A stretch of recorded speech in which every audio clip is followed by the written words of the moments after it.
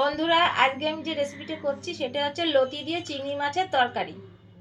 আজকে আমার যে রেসিপিটা হচ্ছে লতি দিয়ে চিংড়ি মাছের একটা তরকারি। এটা হচ্ছে বাঙালদের ভীষণ প্রিয় খাবার এবং একবার মানে ভাত মাখিয়ে নিলে মনে হয় যেন আরও খাই, এরকম একটা ব্যাপার।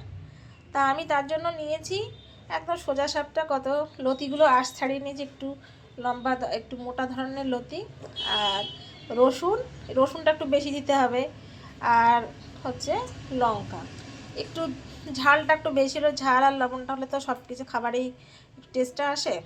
আর লঙ্কা, আর এদিকে আপনার হলুদ, আর এদিকে হচ্ছে লবণ, আর এদিকে আমি চিংড়ি মাছগুলো আঁশ ছাড়িয়ে ভেজে রেখেছি।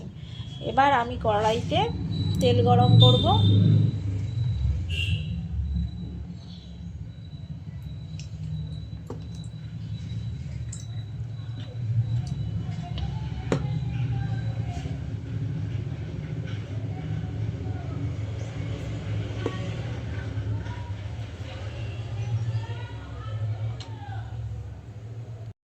এবার তেল গরম হয়ে গেছে, এবার আমি রাঁধুনি ফোড়ন দেব।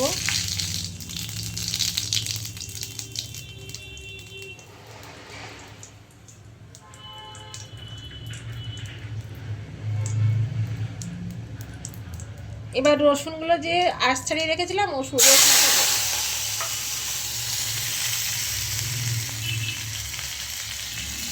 এটা নাড়াবো।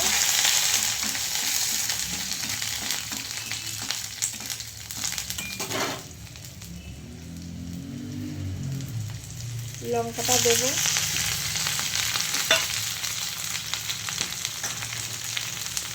রসুনটা তো ভাজা গন্ধ না হলে ভালো লাগে না খেতে।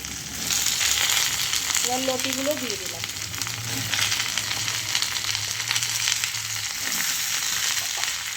রান্নাটা এত সহজে হয়, মানে খুব তাড়াতাড়ি হয়ে যায় রান্নাটা।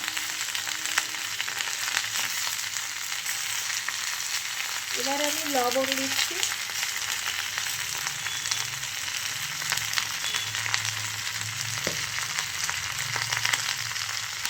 এবার পরিমাণ মতন হলুদ। বাঙালরা একটু কালার না হলে পছন্দ করে না।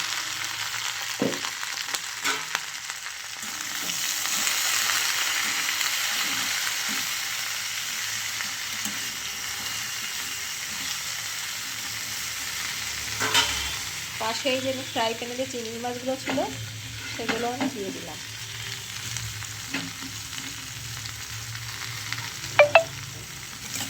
এবার কিছুক্ষণ নাড়াবো যাতে ও যে লতিটা যে একটা লালা লালা ভাবটা থাকে সেটা যেই কেটে দেবে সঙ্গে সঙ্গে আমি জল দিয়ে দেবো। আমি এটা ঢেকে দিয়ে 5 মিনিটের জন্য অপেক্ষা করছি। আর লতি দিয়ে চিংড়ি মাছের তরকারিটা হয়ে গেছে। দেখুন, ভেতর দিয়ে উপর দিয়ে দেখাচ্ছে শক্ত, কিন্তু ভেতরে নরম। একটু নরম এবং মানে একটু নরম হবে। একদম লতলতে হয়ে গেলে খেতে মানে ভালো লাগে না। একদম লতলতে এরকম একটু ডাঁটো ডাঁটো থাকবে, তাহলে খেতে ভালো লাগবে। এই যে এখন গরম গরম ভাতে আমি পরিবেশন করব, খেতে অসাধারণ লাগবে। আপনারাও করে খেয়ে দেখুন।